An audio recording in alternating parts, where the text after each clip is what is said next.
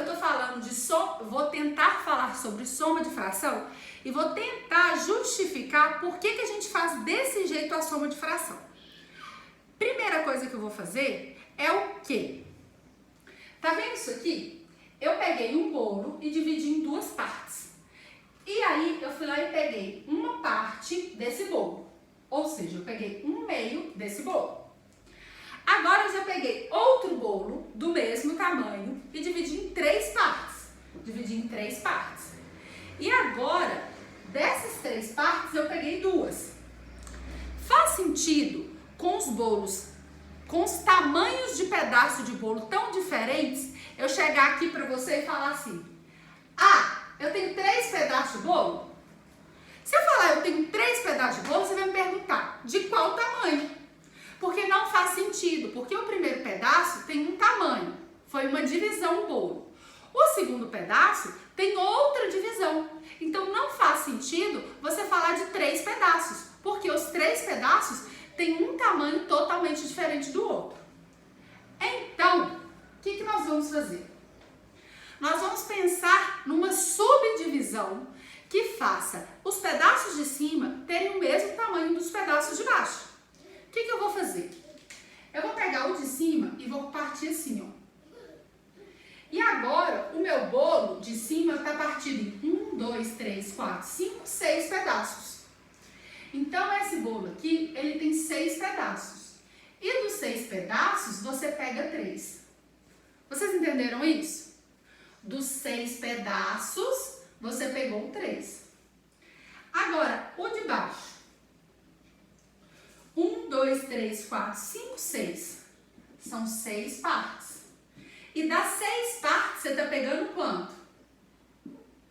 4. Ok? E agora, o que nós vamos fazer? Para pensar na ideia da soma desses negócios aqui, o que nós vamos fazer? Nós vamos representar essas frações de maneira diferente. Ao invés de escrever 1/2, eu vou escrever 3/6. Por quê? Eu sei que 3/6 é equivalente a 1/2. E ao invés de escrever 2/3, eu vou escrever 4/6. Porque eu sei que 4/6 é equivalente a 2/3. Ok? Então, olha só como a ideia de equivalente aparece aqui. Se você dividir, se você multiplicar o de cima por 3 e o de baixo por 3, essa fração vira essa. Se multiplicar o de cima por 2 e o de baixo por 2, essa fração vira essa. Por isso que são frações equivalentes, ok? Agora, quando eu somar isso aqui, ó, aí os pedaços têm a mesma subdivisão. Então aqui são 6, os pedaços, são pedaços de bolo que foram divididos em 6. E aí você tem 7 pedaços nas divisões de 6. Agora vamos ver isso aqui no desenho.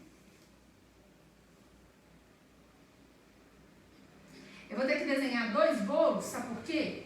Porque essa soma passa de um inteiro. Vou colorir esses 3 de cima, ó. 1, 2, 3. Agora eu vou colorir esses 4. 1, 2, 3, 4. Ok? Ou seja, eu tenho 7 pedaços numa subdivisão de 6. Ok? Então, a ideia para eu somar frações, para eu falar de pedaços de bolo, é fazer subdivisões equivalentes. Então, o primeiro bolo estava partido em 2 e o segundo bolo partido em 3. Então, eu achei um denominador em comum. Olha o nome, denominador em comum. Denominador significa as subdivisões, que é esse número de baixo. Então, eu achei um denominador em comum, que é o 6. E aí eu fui lá e fiz do 2 para o 6, o que eu fiz? Multiplico por 3. Do 3 por 6, multiplico por 2. E eu achei a fração equivalente. Depois que os denominadores são comuns, é o mesmo denominador, você faz a soma. Ah, Lívia, então quer dizer que todas as vezes que eu for fazer uma soma de fração, eu vou ter que fazer isso tudo aqui? Não. Então agora eu vou ensinar para vocês como que você pensa nisso tudo aqui de maneira assim, ó, rapidinha, tá bom?